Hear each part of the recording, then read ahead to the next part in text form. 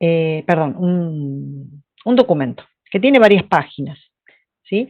Nosotros para acceder a ese archivo tenemos que acceder a la primera página para poder después leer la segunda, para después poder leer la tercera y después la cuarta y la quinta. Eh, Eso sería un acceso secuencial, pero eso se da solamente cuando nosotros al archivo lo hemos guardado en forma secuencial. Un ejemplo donde se guardan archivos secuenciales sería una cinta magnética. ¿Mm? La cinta magnética es un dispositivo, lo van a ver aquí, es un dispositivo que me permite guardar la información en forma secuencial y no hay otra forma de accederlo, porque voy guardando, a medida que va avanzando la cinta, voy guardando sobre esa cinta la información. Aunque ustedes no lo crean, todavía se usan cintas magnéticas para ciertos sistemas de almacenamiento. Sobre todo para los sistemas de backup o, por ejemplo, para los sistemas de seguridad, ¿sí? Donde nosotros leemos una imagen, muchas veces se guardan en cintas. Después tenemos los archivos de acceso aleatorio, que son los que nosotros realmente estamos usando y conocemos más, que son los que se acceden a los datos en cualquier orden. A pesar de que nosotros tengamos un archivo donde quizás empezamos a leer desde el principio, por ejemplo, un archivo PDF, que es un archivo de documentos, podemos empezar a leer la primera página, pero después nosotros sabemos que la página que la que queremos leer es la número 80 o la 90 o la 100. No recorremos las 79 páginas. Vamos a un lugar específico donde nos pide qué número de página queremos ver, ponemos el número y automáticamente nos lleva hasta esa ubicación. Esa orden para hacer la búsqueda de la página o del dato que estamos requiriendo se llama operación SEEK, búsqueda. Los discos rígidos son de acceso aleatorio, donde nosotros guardamos en bloques ciertas partes del archivo y sabiendo dónde están ubicados todos esos bloques, podemos buscar la información sin tener que leer los bloques anteriores. ¿Mm? Eso sería un acceso aleatorio. ¿Sí? ¿Podemos avanzar? A ver en el chat. Como un cassette. Sí, sí, la cinta sería como un cassette. Sí. Sí, algunos servidores también almacenan información en cinta. Bueno, seguimos. Vamos a otra característica o atributos que podemos analizar de los archivos. Ese sería un disco. Bien, atributos de los archivos. Un atributo también es llamado metadatos. Creo que la clase pasada ustedes me preguntaron si era lo mismo que metadato y yo les dije que sí. Es una información asociada a un archivo. Es información adicional, además del nombre o de la forma de ubicar a un archivo. El metadato o atributo es información que puede darnos con respecto a nombre del archivo o no, ya veremos. La contraseña, por ejemplo, que puede tener ese archivo, si tiene contraseña. El tipo, que es necesario para que los sistemas que soportan diferentes tipos de archivos reconozcan qué tipo de archivo es. La locación o ubicación en el dispositivo, ¿sí? Esa locación o ubicación nos dice dónde está el archivo ubicado para que lo podamos encontrar físicamente. Eso sería un atributo. El tamaño, es decir, la cantidad de bloques que puede tener, bloques o bytes o kbytes. Una protección, que generalmente hablamos de permisos, ¿sí?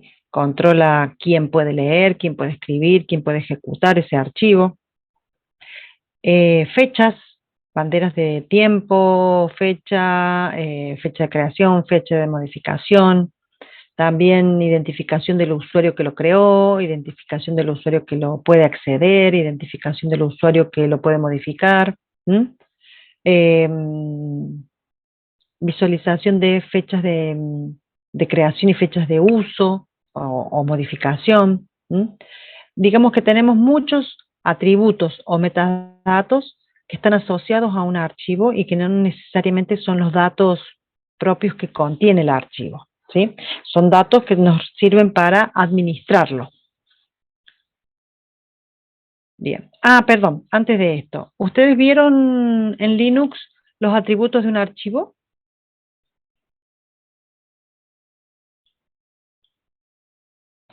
Sí, en el práctico, ¿Con qué comando pueden ver los atributos de un archivo? con ls-l Muy aparece bien, ahí. muy bien. Ponemos el nombre del archivo a continuación o ponemos el directorio donde queremos ver todos los atributos de todos los archivos. Muy bien, seguimos.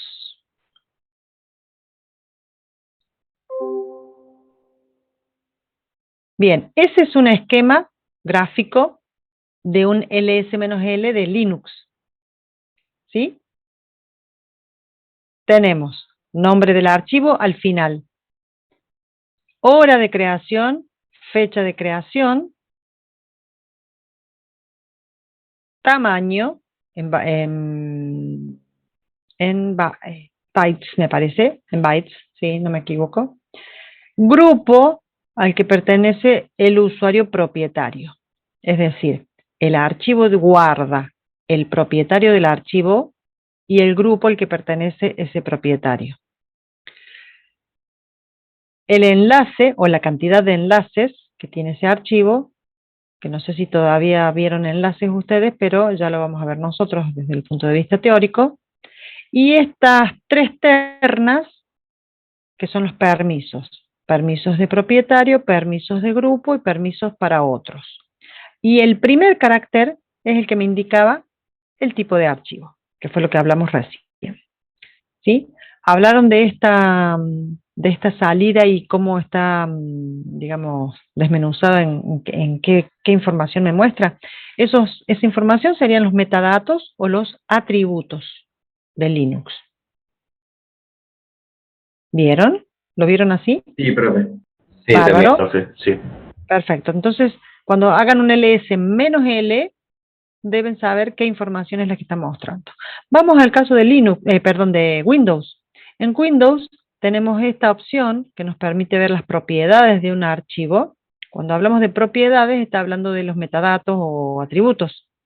Y lo vemos así, en forma gráfica, obviamente, porque Windows se maneja en forma más de entorno gráfico. Pero Profe, ahí una tenemos pregunta. la ¿Windows tiene una ubicación. terminal para que puedas ver el archivo como se ve en Linux? ¿Se ve igual que mm, en Linux o de otra forma si lo veo de la Eh, terminal o del CMD? debe haber una, o sea, hay una terminal para ingresar comandos, Sí, el pero CMD. es bastante complejo porque no muestra no te va a mostrar igual que con Windows, perdón, que con Linux, ¿sí? La terminal es CMD, como dice Francisco, pero esa terminal no es tan práctica como para mostrar toda esta información porque Windows no la tiene guardada en un solo archivo, ¿sí? La accede de diferentes lugares. Entonces te la arma para mostrártela. En cambio Ah, bien. aquí nosotros accedemos al inodo. Ya vamos a ver un poquito más adelante qué es lo que es el inodo, pero todo esto está guardado dentro del inodo.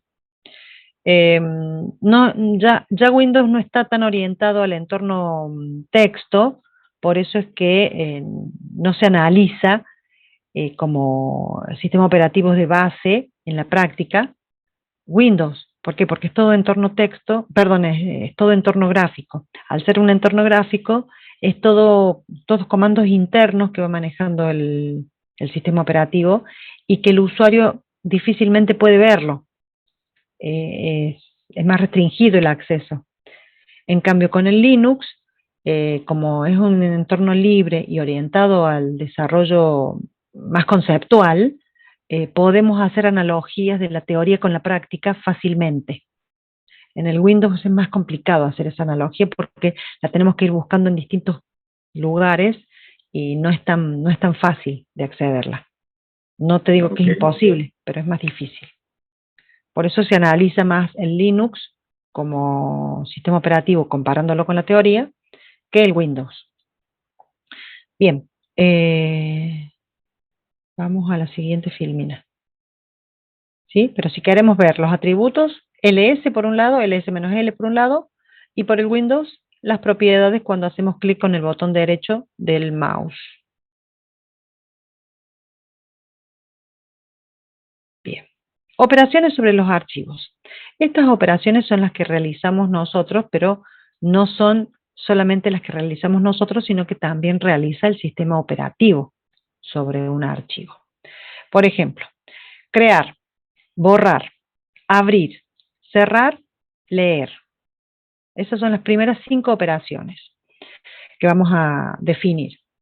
El archivo la operación crear del sistema operativo crea el archivo sin datos, como la operación touch, ¿sí? ¿Ustedes vieron la operación touch? El comando touch. Creo que no.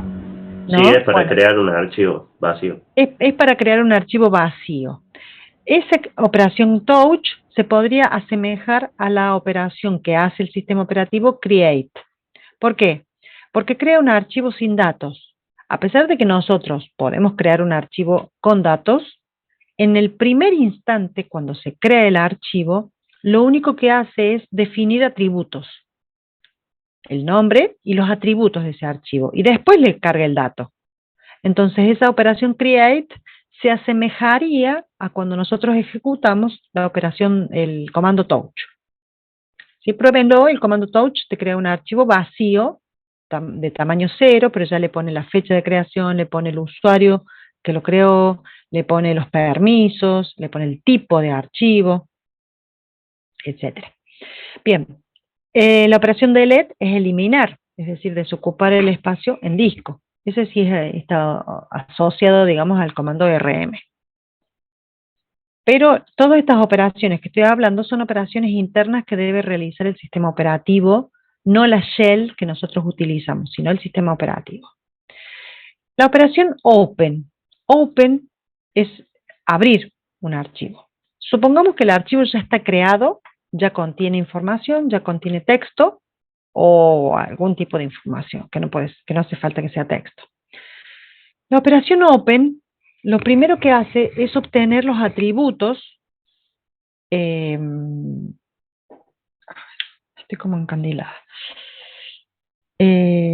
obtener los atributos de ese archivo y la lista de direcciones de disco. Es decir, cuando nosotros ponemos open, el sistema operativo toma los atributos de ese archivo y dentro de esos atributos están las direcciones de disco a las que se van a acceder para poder buscar los datos propiamente dicho. Nosotros en un archivo podemos tener un texto, un libro, pero la operación open no abre primero el texto de ese archivo, sino que abre todos los atributos, por ejemplo, los permisos, los usuarios habilitados, las fechas, el tamaño, para allí, entre esos atributos, encontrar las direcciones de disco donde está la información real. Luego de que abre los atributos, se encuentran las informaciones de disco, coloca en la memoria esas direcciones para poder tener acceso a esas direcciones en forma rápida. Es decir, cuando un archivo está abierto, hay un espacio reservado en la memoria donde el sistema operativo guarda todos los bloques en donde va a encontrar ese archivo. El bloque 1 hasta el 100, supongamos. Todos esos 100 bloques los tiene guardaditos. Entonces, cada vez que tiene que ir leyendo partes del archivo, lee el bloque y busca el bloque en disco. Un archivo, obviamente, debe ser abierto antes de leerlo. Cuando yo quiero leer el archivo, debo tener primero realizada la operación open. Luego se realiza la operación read, que es la que va y busca el dato propiamente dicho. ¿Se entiende esta diferencia entre read y open? Profe, o sea que el read va a ser que implícitamente primero hace el open. Exactamente, en realidad implícitamente no, porque nosotros no lo vemos, pero read es una operación posterior a open. El sistema operativo realiza dos operaciones, open por un lado, read por el otro. Cuando nosotros queremos leer el archivo, que no es una operación read, en realidad nosotros queremos abrir el archivo y accederlo, estamos estamos obligando al sistema operativo que haga un open primero y después un read. Pero sí, digamos que yo te entendí lo que quisiste decir. Si nosotros queremos leerlo en pantalla, hay que hacer un open, el sistema operativo hace un open y luego hace un read. Cuando dejamos de leer o hacemos un clic en el, ¿cómo se dice? En la crucecita de cerrar el archivo, no hacemos un close de ventana y punto. El sistema operativo se toma su tiempo para cerrar el archivo, para liberar los espacios en disco de esos bloques que tenía usando, cierra las tablas internas del sistema de archivos, guarda todo como estaba, como debería estar, si se modificó, guarda modificado, si no se modificó, guarda el mismo dato original que estaba, y recién allí me libera al archivo. Es decir que cuando yo hago una grabación o un cierre de nuestra pantalla que estamos usando el archivo, hay una operación posterior que mantiene todavía el archivo en memoria a pesar de que yo ya no lo estoy usando. Yo como usuario, ¿no? El sistema operativo sí lo sigue usando porque lo está cerrando. Y ese cierre implica no solamente cerrar el archivo, sino cerrar todas las tablas que están relacionadas con ese archivo. Porque ese archivo puede estar en una tabla de procesos, en una tabla de la memoria. Entonces, hasta que no cierra todo, no se cierra completamente el archivo. Profe, ¿Sí? ¿puede ser algo parecido? O sea, piensa ahora que dice todo eso, me imagino. A veces vio cuando está conectado un pendrive a la computadora, Sí. y usted lo cierra, o se cierra todo, puede salir. Está buena la comparación porque ese pendrive, cuando yo la ingreso a mi computadora, lo que estoy haciendo es ingresar toda la información del pendrive al sistema que estoy utilizando. Es como si yo ingresara un directorio más, ¿no es cierto? Bien, para luego de desocupar ese pendrive, nosotros tenemos que cerrar el dispositivo. Bueno, ese cerrar dispositivo es lo que hace de el close, cerrar todos los espacios y las tablas que ha usado ese dispositivo, porque si yo lo saco físicamente, lo arranco del puerto, esas tablas quedan habilitadas o conectadas con algo que no va a estar. Entonces puede haber algún tipo de inconveniente. Alguna vez lo pueden sacar y funciona todo bien, la segunda vez lo sacan y funciona todo bien, pero quizás una tercera vez que hacen eso mismo, esas tablas quedaron mal guardadas o no se alcanzaron a guardar rápidamente y quedaron perdidas, y después cuando quiero acceder a ese pendrive no lo puedo leer porque se han perdido índices, sería la traducción. Entonces es correcto lo que vos decís. Sí, sería un caso muy representativo. Sí, porque bueno, pienso también, o sea, que a veces me pasa, vio cuando, bueno, uno quiere sacar el pendrive, así que bueno, pone expulsar en modo seguro, todo eso siempre. Sí. Y, o sea, bueno, dice no porque el pendrive todavía está en uso y sigue así un rato y nunca se sale ese cartel, o sea... A veces, no siempre te pasa eso. El tema del modo seguro no era para los pendrives antiguos, que si uno lo extraías en modo seguro, que significa liberarlo de todos los procesos que esté realizando, antes los pendrives más viejos no se quemaban. Ahora ya tiene una protección que es muy poco probable que se queme, pero... Claro, exactamente. No sé si se quemaban, pero sí se perdían la información y después quedaba inutilizado. Sí, siempre van a no sé si la palabra quemar significa de quemar de incendio, ¿no? Pero no, quemarse, yo me refiero que se quemaba adentro y no andaba más, o sea, después lo claro, y te... Claro, porque se rompe. Claro, porque todas esas tablas internas lo que hacían es que quedaban desconectadas entre sí y después no se podía acceder porque quedaba inutilizado el file system que tenía adentro. Había que formatearlo y volverlo a utilizar, si es que se podía formatear. Pero sí, tal cual lo que vos planteás. Esa sería el caso. El tema es que había, digamos, formas de acceso físicas que no podían evitarse. Ahora hay, digamos, operaciones más, más delicadas y más eficientes, que lo que hacen es que cada vez que yo grabo, cada vez que hago algún tipo de operación, va liberando todo lo que no se va usando, entonces no va dejando tantas tablas abiertas.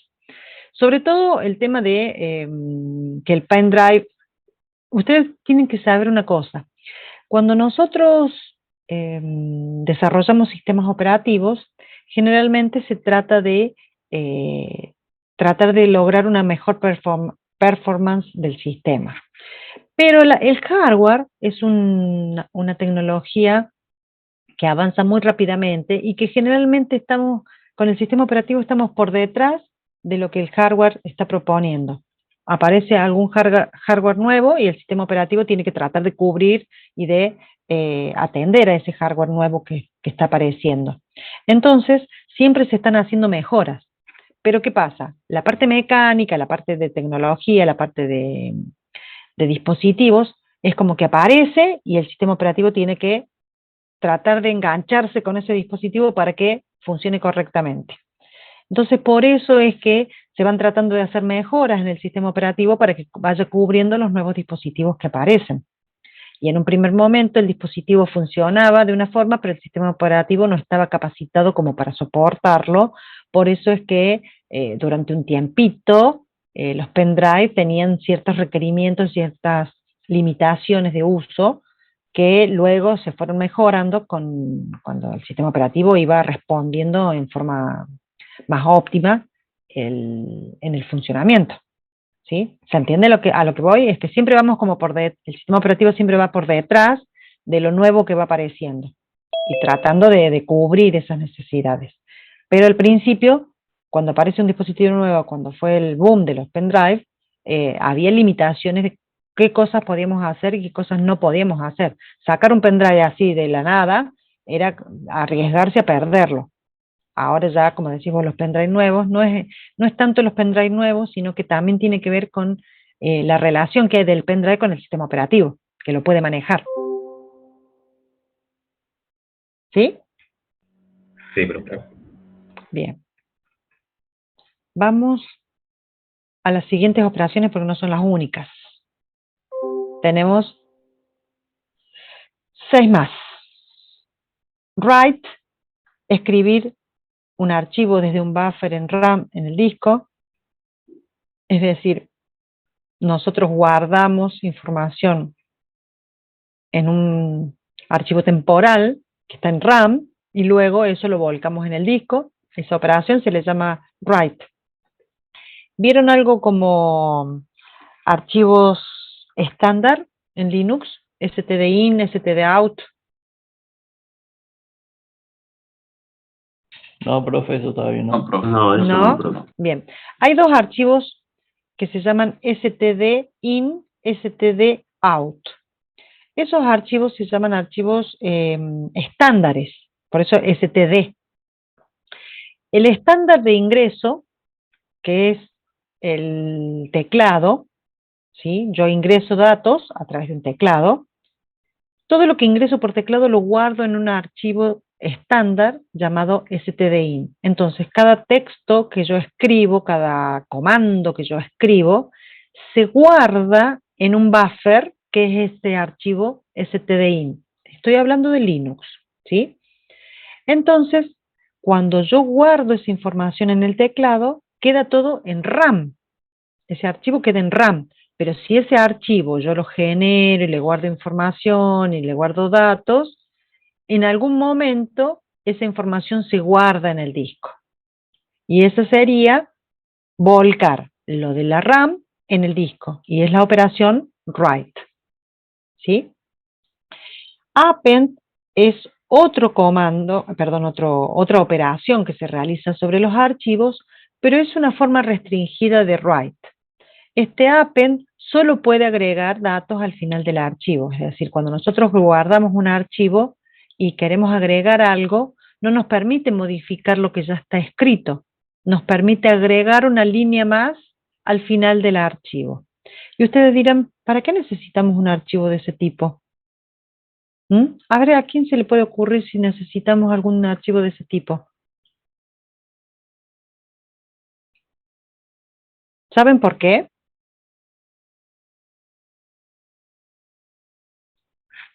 Silencio. No se me ocurre, profe. Bueno, ¿Y yo les cuento. algún log de información así? Eso, los logs. Los logs son archivos que sirven para auditoría. Entonces, supongamos, uno de los ejemplos básicos que yo siempre les doy es el archivo de accesos al sistema. Yo tengo un archivo que es contable, se le llama contable o de auditoría, donde voy guardando todos los usuarios que van ingresando al sistema a medida que van ingresando, es decir, en forma secuencial.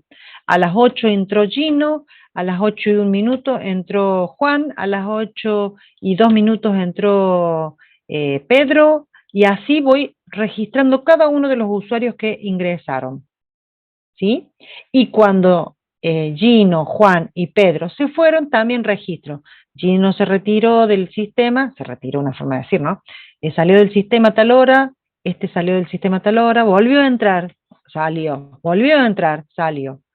Todas esas registraciones necesitan que vayan agregándose al final, pero que no permita tocar los datos anteriores, porque justamente esos archivos son para controlar, para auditar. Entonces yo de esa forma tengo la seguridad de que nadie pudo tocar los datos anteriores. Es decir, solamente puedo agregar. La operación seek, ¿se entendió? Perdón, yo pasé ya pensando que... Sí, profe. Bien. Seek reubica el puntero de un archivo en un lugar específico del mismo. Yo estoy leyendo una parte del archivo, pero con la operación seek muevo el puntero hacia algún lugar donde yo quiero seguir leyendo. Y la operación seek se da específicamente cuando podemos acceder en forma aleatoria. ¿Sí? Porque si no, la operación seek no tendría sentido. Si yo trabajo en forma secuencial, voy uno detrás de otro. No hay operación seek, no hay búsqueda. En cambio, la operación seek es la que me permite acceder a cualquier lugar del archivo sin tener que haber pasado por las partes anteriores. ¿Se entiende? Profe, Cuando mueves ejemplo el del puntero. PDF. Claro, el ejemplo del PDF, ahí hicimos un seek. Cuando pusimos acceder a la página 80, el sistema operativo, en vez de seguir a la página que seguía, ¿qué hizo? Hizo un seek a la página 80 y me posicionó en esa página y me mostró esa página, obviamente. ¿Sí? Sí, perfecto, profe. Bien. Esto, get attributes y set attributes, son parte de la operación anterior que yo puse read. ¿Se acuerdan que? Voy a volver un poquito para atrás.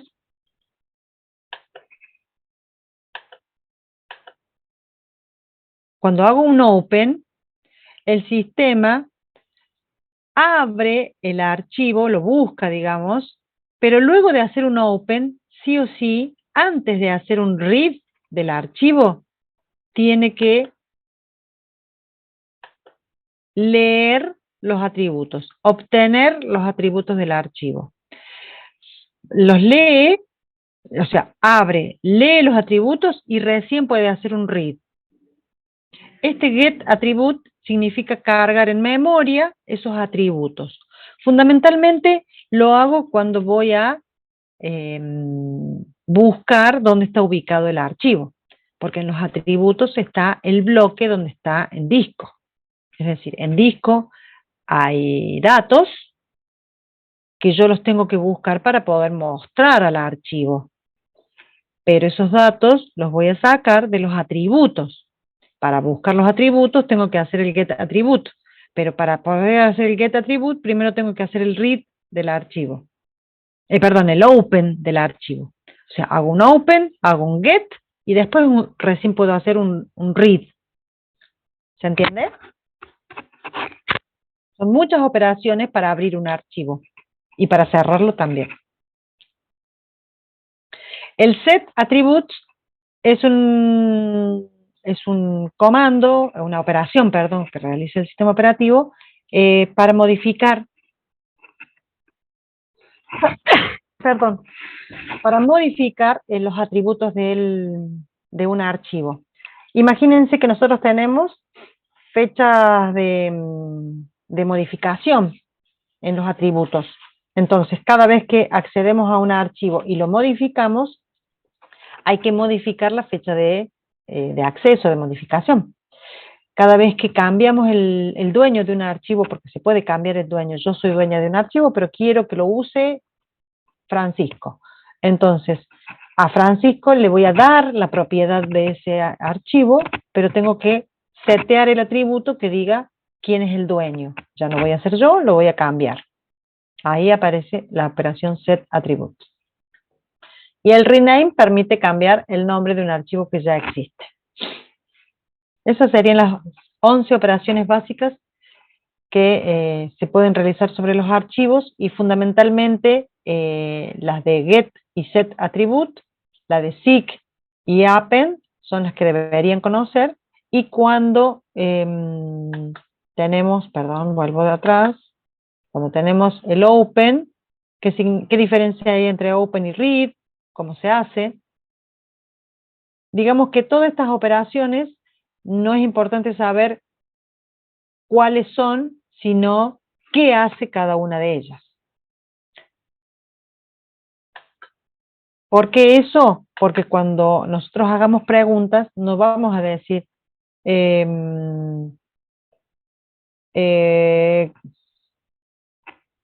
write, escribe el archivo, guarda los datos en disco. Bárbaro, sí. La pregunta sería, cuando abro el archivo, ¿cuáles son los pasos a seguir? Por ejemplo, y ahí tendrían que decir, bueno, open, get, read. Pero explicar por qué. Les digo para que sepan qué cosas tienen que saber de esto, porque se toma mucho en los exámenes parciales y finales. Bien, vamos a directorios.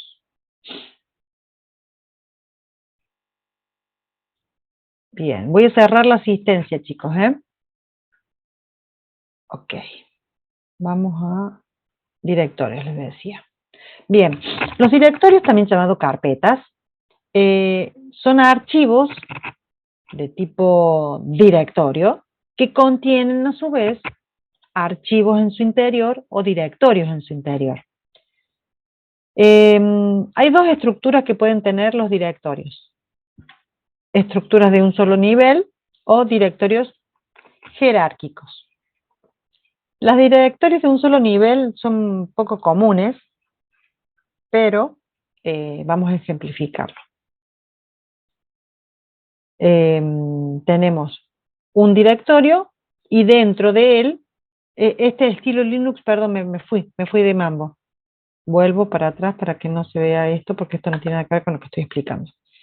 Los directorios de un solo nivel significa que voy a tener un directorio base, un directorio raíz o origen, y luego todos los demás directorios que van a depender de él. Y más nada, ningún otro nivel. Por eso se dice que es de un solo nivel. Es bastante raro que encontremos sistemas de ese tipo. En la actualidad los directorios son jerárquicos, es decir, que tenemos distintos niveles de jerarquía dentro de un conjunto de directorios. Hay un directorio y dentro de él otro subdirectorio, y dentro de él puede haber archivos y directorios, o sea que voy a tener varios niveles para la organización de la información. En Linux o Unix tenemos ese estilo, el directorio jerárquico. Ustedes habrán visto en la teoría de la materia, de la parte de Linux, que utiliza el file system utiliza una estructura jerárquica de directorios. Por ejemplo, está el directorio user, que tiene otro directorio que se llama local, otro directorio que se llama share, o compartidos. Después tenemos el directorio home, que también pertenece a la raíz, pero que tiene el nombre de los usuarios conectados. Entonces ahí tenemos a Vicky, tenemos a Mac, podemos tener a Oscar, podemos tener a Pedro, a Pablo, Juan, y todos los usuarios que tengan mi sistema. Y a su vez, cada uno de estos usuarios puede tener sus propios directorios, o sea que voy a tener varios niveles de jerarquía. Lo mismo pasa cuando hablamos de Linux, perdón, de Windows. La única diferencia entre Windows y Linux es que nosotros tenemos un solo directorio raíz. Y en Windows no tenemos un directorio raíz, sino que tenemos unidades. ¿Sí? La unidad C tiene ciertos datos, la unidad D tiene ciertos datos. Entonces, allí no tenemos un directorio jerárquico, sino tenemos varios directorios asociados a cada una de las particiones de disco. Eso en cuanto a los directorios. Pero dentro de documentos podemos tener varios directorios, dentro de Temp podemos tener varios directorios, dentro de Windows también, dentro de videos podemos tener carpetas y así sucesivamente. Bien, cuando se crea un directorio, en Linux se crean automáticamente dos directorios más. El directorio punto y el directorio punto punto. ¿Han visto rutas relativas? No, profe. No, profe. ¿No? Bien. Chicos, yo les aconsejaría que tomen el librito de Linux. ¿Me están viendo a mí? Sí, estoy con video. ¿Ven esto?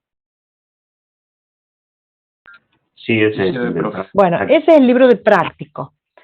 Vayan leyendo todo esto porque son conceptos específicos para Linux, no para Windows.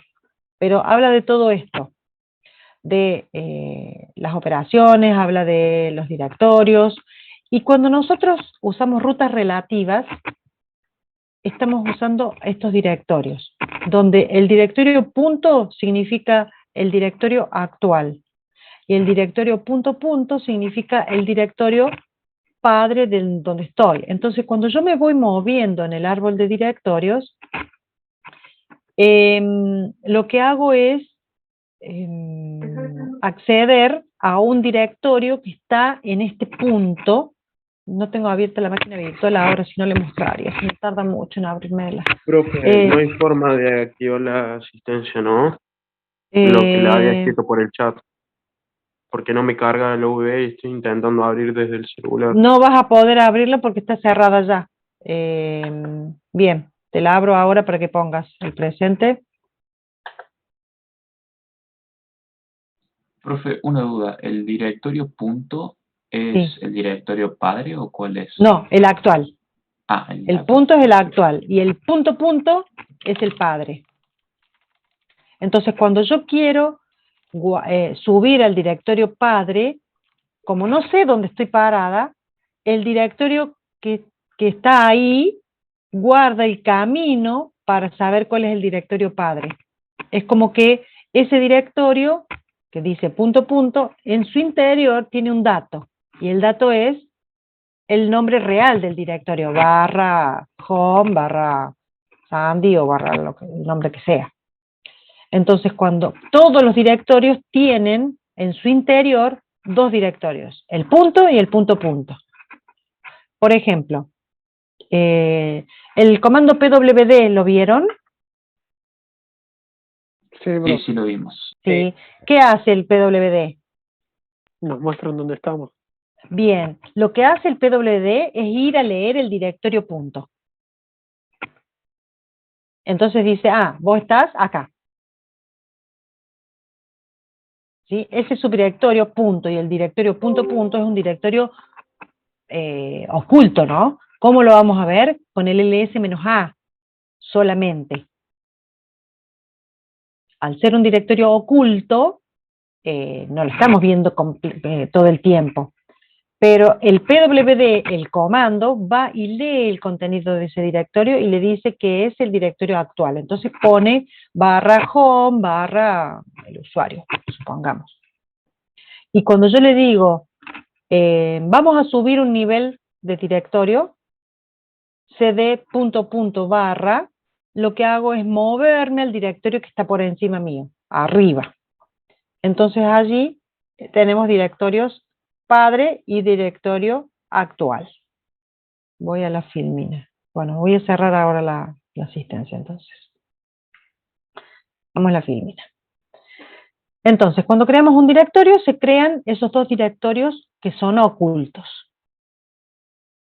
Ay, se me fue. Que son ocultos.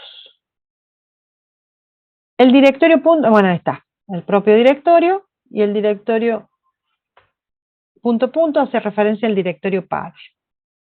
Por ejemplo, ¿quién es el directorio padre de Vicky? En el anterior. Oh, me tengo que volver. ¿No sería Mac o Home? No, Home. No.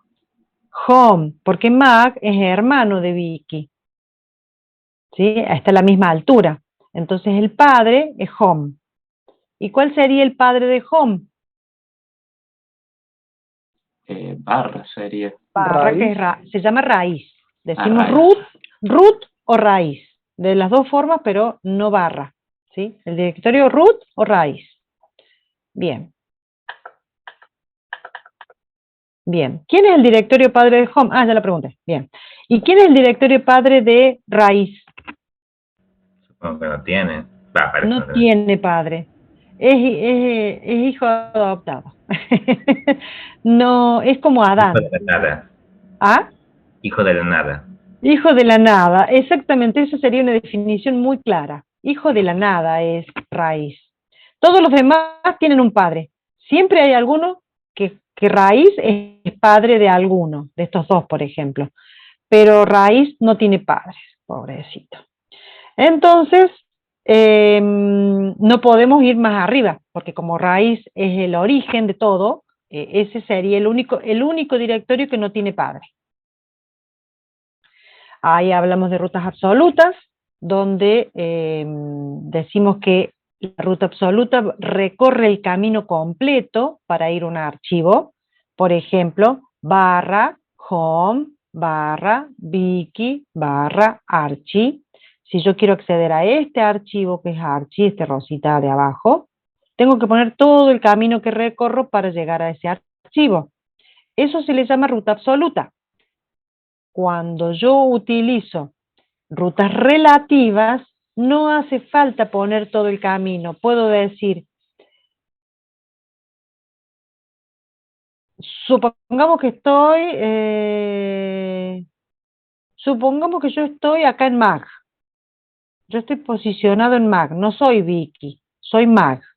Entonces, para acceder al archivo archi que está en Vicky, yo tengo que decir, desde donde estoy, subo un nivel, y luego desde subir un nivel, bajo a Vicky, y luego bajo a Archie. Entonces, el camino que yo tendría que escribir sería punto, barra, Vicky, barra, Archie. Este ejemplo, share notas, era otro ejemplo. Lo voy a usar con ese ejemplo porque, perdón, yo elegí Archie y ahora me estoy dando cuenta que el ejemplo que puse era otro. Supongamos que yo calculo que debo ser Vicky y quiero acceder al archivo notas. Soy Vicky, estoy acá. Subo un nivel, desde donde estoy, subo un nivel, punto. Y llegué a home. Pero tengo que ir a share, por lo tanto tengo que subir un nivel más. Y luego entrar a user, y luego entrar a share para poder ver notas. Eso es una ruta relativa. Voy subiendo de directorios con punto y punto, tantos niveles como tenga que subir. Y después tengo que bajar tantos niveles como tenga que bajar. Ahora, perdón, se me fue. Ahora bien, Esto es mucho más complicado de usar, pero muchas veces es necesario usarlo de esta forma y no de la otra, porque por ahí no sabemos a qué directorios tenemos que tener arriba. Solamente sabemos que son 2 niveles y no sabemos el nombre del directorio, entonces de esta forma podemos acceder a esos directorios sin nombrarlos siquiera. ¿Sí? ¿Se entiende? Muchas veces también tenemos que estamos acá y tenemos que usar el archivo archi. Para no tener que usar barra home, barra wiki, barra archi, ponemos punto archi y ahí estamos usando una ruta relativa también.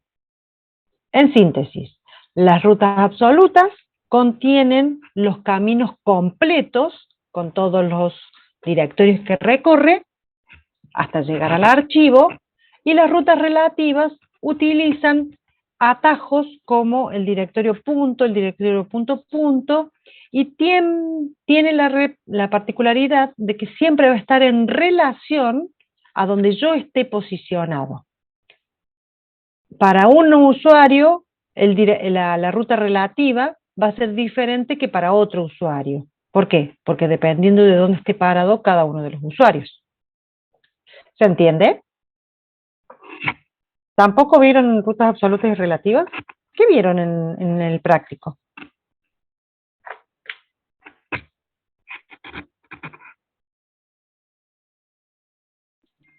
Como último, profe, y me fijo que tengo.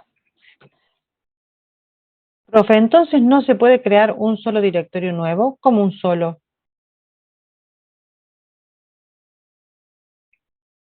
Bien, todos comandos generos, sí, pero ¿qué comandos? ¿Qué comandos vieron, por ejemplo?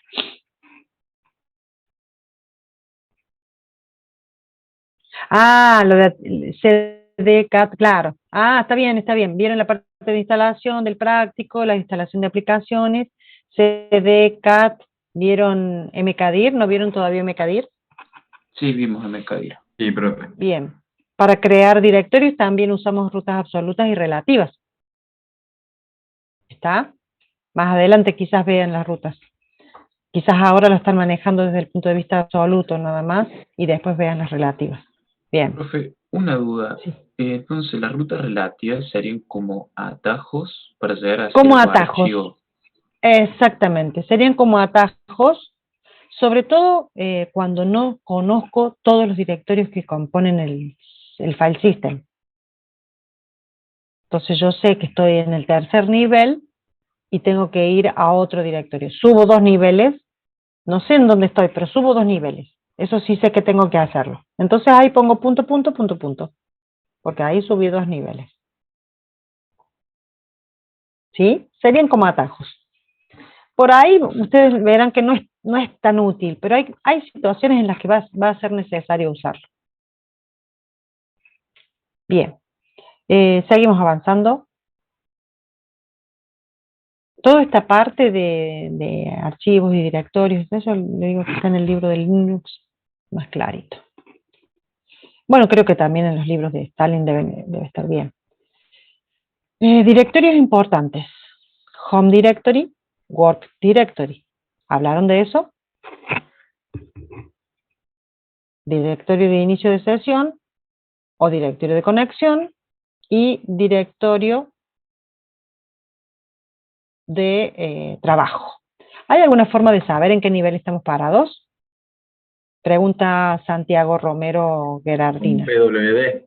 Muy bien, con PWD hablamos de el directorio de trabajo y él nos muestra dónde estamos parados. Work Directory o directorio actual. El Work Directory puede ser diferente, puede ser diferente al Home Directory.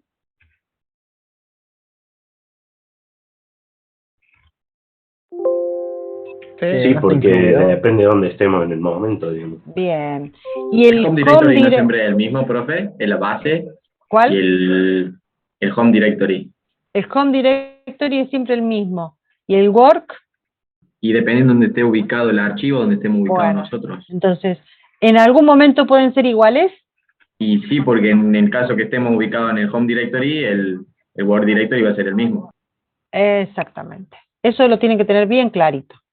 Si yo a mí me posicionó el sistema operativo en un lugar. Si yo no me moví de ese lugar, el Work Directory y el Home Directory van a ser los mismos.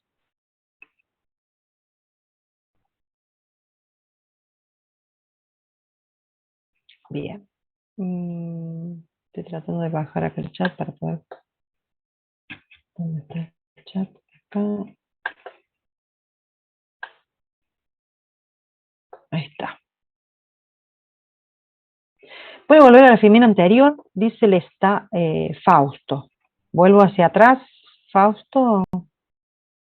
Sí, no, es para sacar una foto, pero no terminé de copiar. Pero escúchame, yo subo la filmina. Es más, esta filmina está subida, creo. Ah, está subida. Bueno, genial. Sí, fíjate, creo que se llama clase... sí, unidad 2, parte 1. Dale, ahora me Unidad fijo. 2, parte 1, fíjate. Y si no, confírmame para que la suba.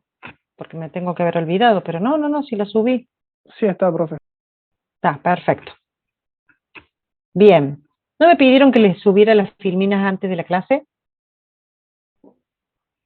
Sí, Alguien me lo pidió, Lo que pasa es que la profe por ahí se olvida, entonces hay días que la subo y hay días que no. Depende. Si me acuerdo ayer o antes de ayer, la subo. Y si no me acuerdo, se la subo 5 minutos antes. Entonces, operaciones sobre un directorio. Son las mismas, básicamente son las mismas que los de archivos, ¿sí? Create, crea un directorio vacío, excepto los directorios punto y punto punto, que no son vacíos. Eso sí contienen el dato, porque justamente contiene el dato de cuáles son los directorios padre y actual. Delete, elimina un directorio vacío. Siempre que yo hago delete, voy a eliminar un directorio, pero tiene que estar vacío primero para poder borrarlo.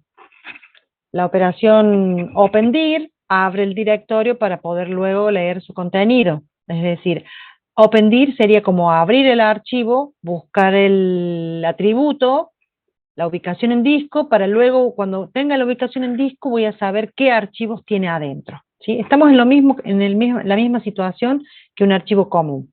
El directorio es un archivo, también tiene sus atributos, y yo primero tengo que abrir el archivo como estructura, con sus atributos, para luego ver qué contiene en su interior, si tiene archivos, si tiene subdirectorios también, etc. Closdir, exactamente, cierra un directorio liberando espacio en tablas internas. Es decir, que yo cuando uso un directorio y lo abro, después tengo que cerrarlo para que me libere el espacio de la memoria que está usando, porque ahí tengo cargado todos los directorios que estoy por utilizar. Y cuando ya accedí al archivo, tengo que cerrar el directorio para que me libere ese espacio y las tablas internas, sobre todo, que no queden abiertas.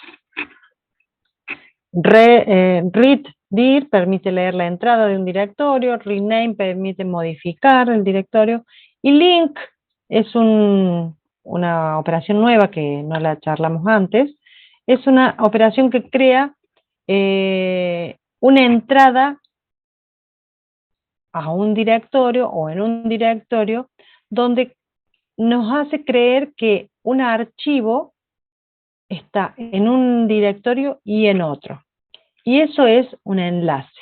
Un link es un enlace. Y un link es eliminar la entrada de un directorio.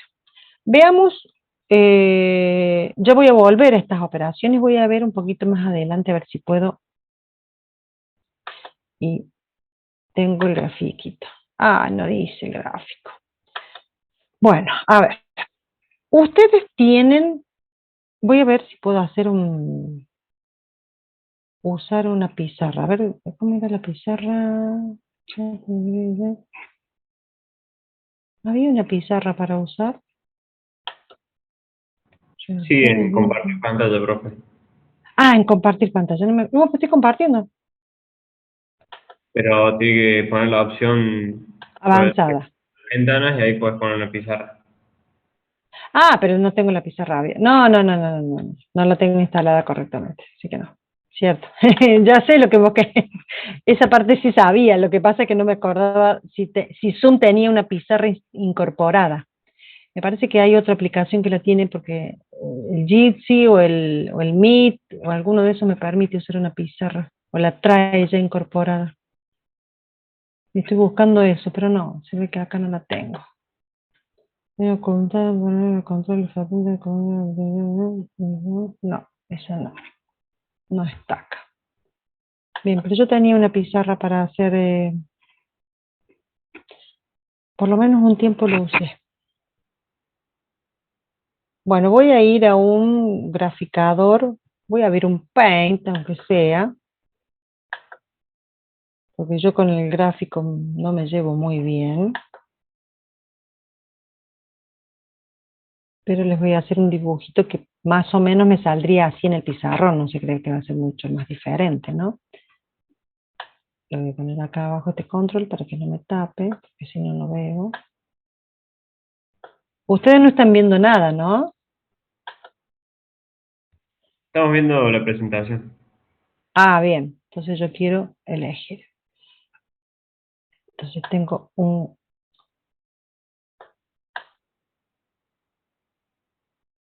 Ah, tengo que hacer esta.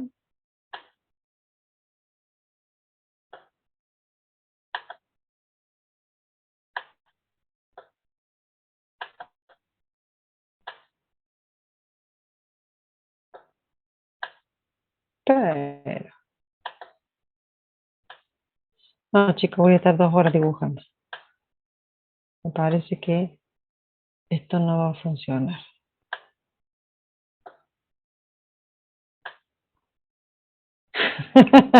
Se van a reír cuando vean lo que hice. Vamos a compartir pantalla.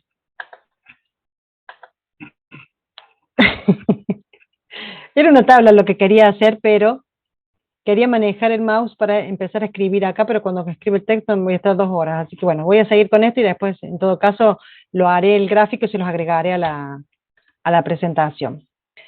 Cada directorio, imaginemos que este es el directorio raíz, ¿sí? Este es el directorio raíz. Va a tener una tabla que va a contener un inodo y el nombre del archivo o un directorio que contiene en su interior. Entonces, el directorio raíz va a tener tantos registros como archivos o directorios tenga. Yo acá tengo 2, pero voy a tener una tabla donde va a decir el directorio tal, el directorio tal, el directorio tal, y les dije inodo.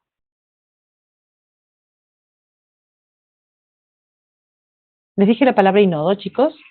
Sí, profe. Ay, perdón, todavía no tenía que entrar en ese tema. Bueno, va a tener un puntero que lo va a asociar con un nombre de directorio, ¿sí?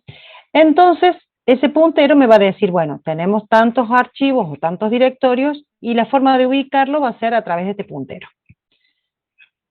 ¿Qué pasa? Acá puedo tener el directorio X y voy a tener una tabla para el directorio X, ¿sí? Entonces X va a tener su tabla también, igual que esta. Y a su vez, todos los directorios que estén dentro de la raíz van a tener la tabla correspondiente a sus subdirectorios y archivos.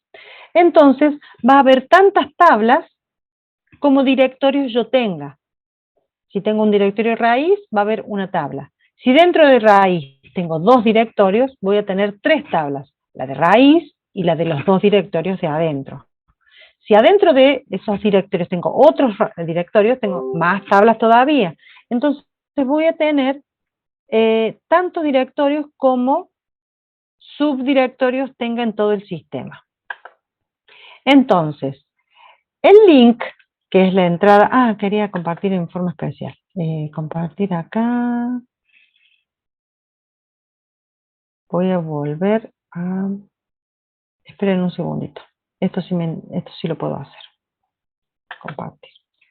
Voy a volver hacia atrás.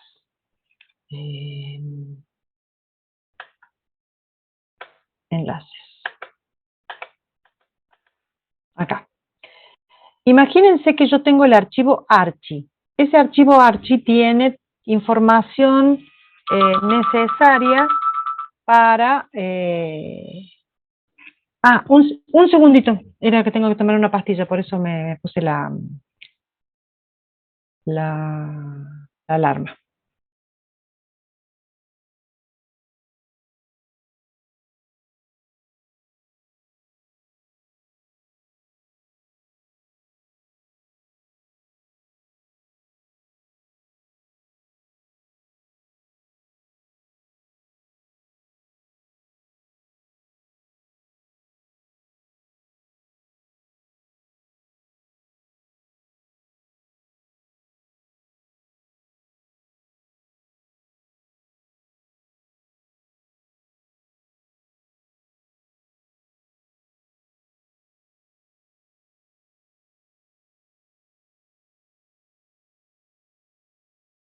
Volví.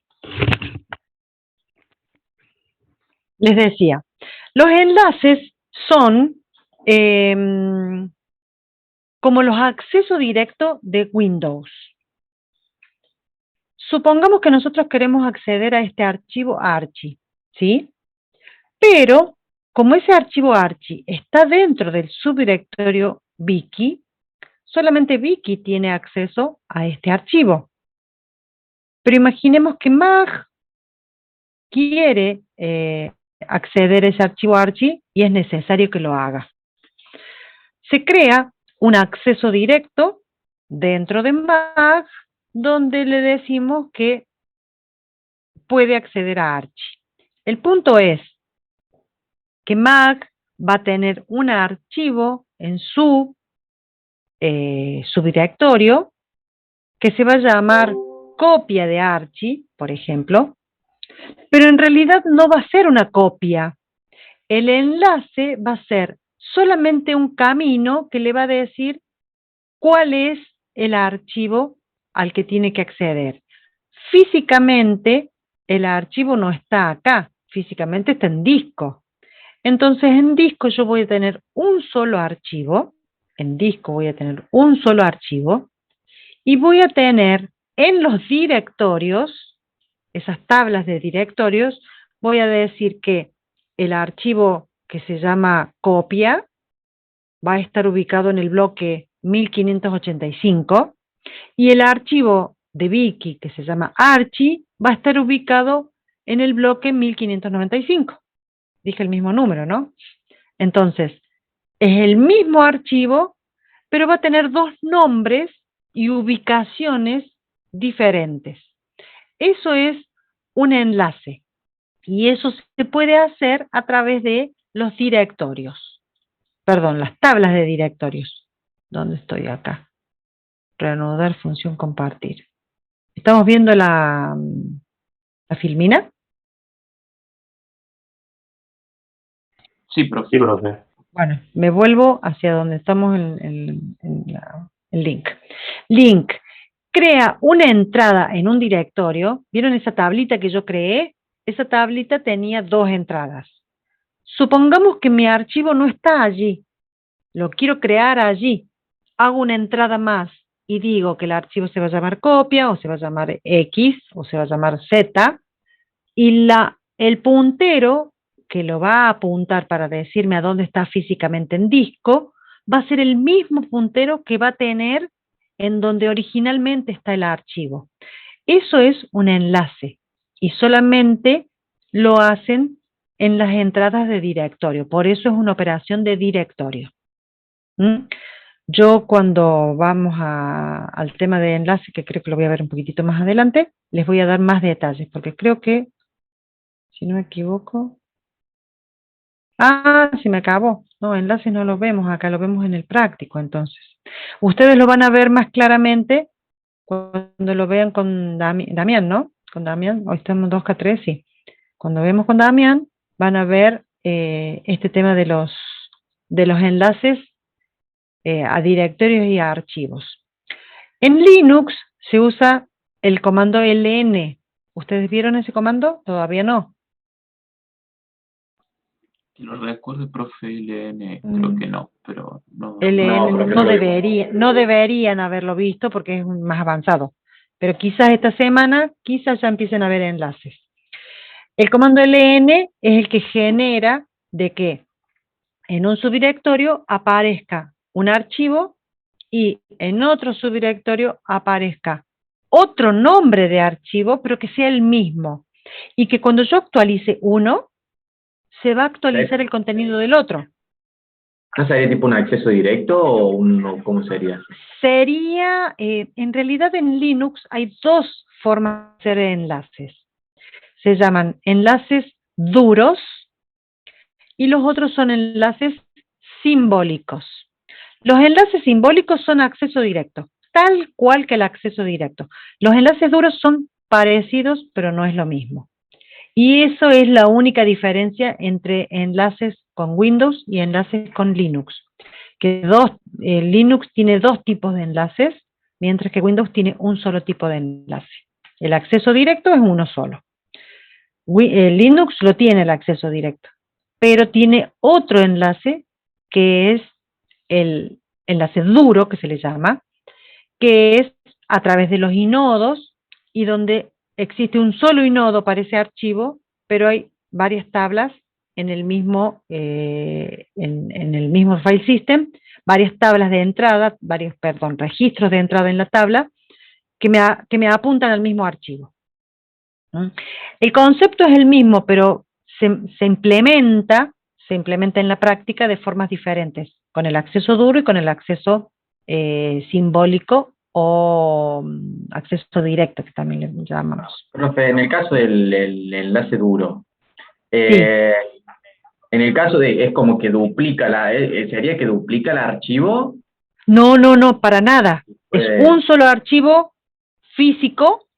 Sí. Lo que duplica es el nombre. Hay un nombre por acá y un nombre por acá, pero los dos apuntan a la misma ubicación. Ah, bien. ¿Sí? Y yo, por ejemplo, si yo borro un acceso directo, borro el archivo original, el acceso directo queda apuntando a un archivo que no existe.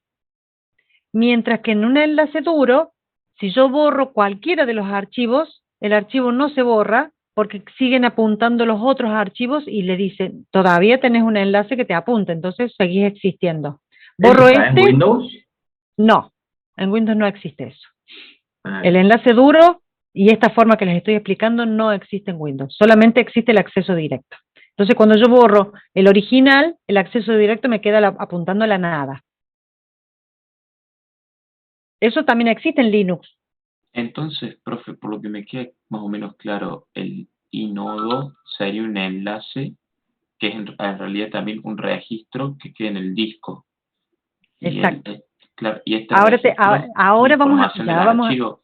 No hace falta que te quede tan claro porque todavía no vimos inodos. Ahora vamos a ver inodos y vas a ver de qué se trata. Esto es para que ustedes más o menos entiendan de qué se trata un enlace y cuando veamos inodos, ahí se les va a cerrar todo el panorama. Ah, perfecto. Sí. Falta analizar un poquito inodos todavía. Lo que no sé es, voy a ver si Damián lo va a dar él a inodos o voy a darlo yo. Le voy a preguntar para ver si él puede avanzar un poquito para que lo apuntemos mucho, porque el tema de inodos es un tema complejo. Entonces me gustaría que él también lo dé para que refuerce todo lo que veamos conmigo. Porque en la práctica a veces se nota mucho más fácil cuando ya creamos enlaces. El inodo se ve claramente cuando creamos copias, cuando creamos enlaces, ahí se nota la diferencia entre inodos y todas esas cosas. Pero yo se los doy en la teoría y en la práctica lo van a aplicar allí. Bueno. Yo tenía que avanzar más y mira dónde llegué, a las últimas filminas. Bien, ¿consultas por este tema? ¿Algo más para preguntar? Si quieren sacar dudas con respecto a todo lo que sea lo que vimos hoy, fantástico, no tengo problema. Les aviso que les dejé una actividad de la unidad número 1, unidad número 1, unas preguntitas como de autoevaluación, para que vayan sabiendo en qué nivel están. Ese tipo de preguntas pueden ser preguntas de parcial. Recuerden que no sé cómo vamos a hacer los parciales todavía. No nos han bajado línea. A la profe, a la jefa de cátedra no le gustan mucho los múltiples choice. Así que estamos buscando otros métodos. Les aviso para que no estudien solo para múltiples choice. Traten de estudiar entendiendo. Yo tengo una duda sobre el TP. Sí. Lo que no entendí muy bien, el tema de sacar captura, que tenemos que hacer tipo paso por paso, ¿qué debería hacer la persona para instalarlo? Sí, tal cual, el paso a paso es. Vos empezás la instalación, te pide algún dato, primero siempre tengan en cuenta qué capturas pide. Entonces vos, para que las tengan anotadas ya, entonces cuando lleguen a ese paso, hacen la captura. Yo les aconsejo, hagan una instalación, más o menos pónganse cancheros, qué cosas les va pidiendo, porque primero es algo novedoso, entonces hagan la instalación y después de que terminaron esa instalación, bueno, nos juntemos, hagamos una instalación entre todos, pongamos primero, ¿tenemos bajado la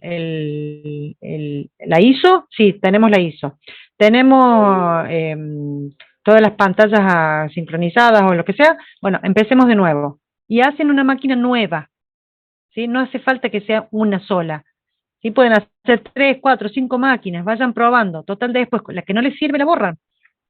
¿Sí? Porque es total eliminar una máquina virtual. Ese sería mi consejo. Entonces sería sacar captura y, por ejemplo, en el pie de la captura explicamos qué tendría que hacer. Claro, sería algo así. Es como que la captura y ahí la explicación de la consigna. Y sí o sí es captura, no se podría hacer tipo un video tutorial. Sí o sí es captura. No sé, pregúntenle al profe, pero yo creo que... ¿Saben por qué captura? Porque es mucho más liviano. Si me suben un video va a ser complicado. No, porque en mi caso, es que a mí se me surgió justo ahora esa idea. Yo sé un poco el tema, se sube a YouTube y le mando el link al profe, pero tampoco vamos a estar haciendo algo que no ¿sabes pide por el qué? TP. ¿Sabes por qué? Porque tiene que quedar registro del trabajo que vos entregaste. Nosotros tenemos todo eso que ustedes entregan a través de trabajos prácticos, nosotros hacemos backup del servidor de la facultad. Sí, está perfecto. Y era una idea que me surgió. Está muy buena la idea, pero digamos tenemos limitaciones de tipo administrativas. Entonces, eso tiene que quedar porque si no, ¿cómo hacemos para justificar que vos aprobaste si no tenés ningún archivo cargado en la UV? Está perfecto. Sí, y en la UV creo que hay un límite de tamaño para subir. Entonces, si suben todos, nadie más va a poder subir. Si todos suben video, nadie más va a poder subir archivos. Esa es la contradicción. Bueno, entonces, las capturas, lean bien que hay uno de los puntos o dos de los puntos que pide capturas de todos los integrantes del grupo. Hay otras capturas que no son necesarias de todos, de uno solo. Pero hay uno de los puntos, si no me acuerdo, o el 3 o el 6, piden de todos los integrantes. Entonces, esa captura yo les recomiendo que hagan el escritorio de Windows, que se vea el VirtualBox y la máquina virtual. Entonces ahí se va a leer básicamente, porque la consigna de este trabajo práctico es ver que ustedes hayan hecho esa instalación y que tengan la máquina disponible para usarla cuando estén haciendo las prácticas. Porque lo más conveniente es que cuando el profe esté explicando algo, ustedes agarren su máquina y la vayan ejecutando mientras él va explicando. Esa sería la idea fundamental, porque nosotros en laboratorio, en la facu, damos la clase en el laboratorio y cada uno está sentadito en una máquina. Ahora no tenemos esa posibilidad, entonces queremos que ustedes hagan lo mismo que hacíamos en la presencialidad con la máquina delante, ejecutando los comandos, probando. Y bueno, y eso se va a lograr si todo el mundo tiene Linux o una máquina virtual con Linux. ¿Se entiende? Sí, profe. Otra consulta más que no lo dice en el enunciado. La fecha de entrega, ¿para cuándo sería? ¿Para este jueves? La fecha en el enunciado no lo dice porque está en el link donde tienen que subir el trabajo. No lo había visto eso. En el link, fíjense si dice, puede haber un link. A ver, déjenme que yo lo vea, lo miro yo. Ya se los digo. Todos los cambios. No guardar. Ahí está. Saco la filmina, chicos, ya la cierro. Aceptar. Voy a V. Práctico.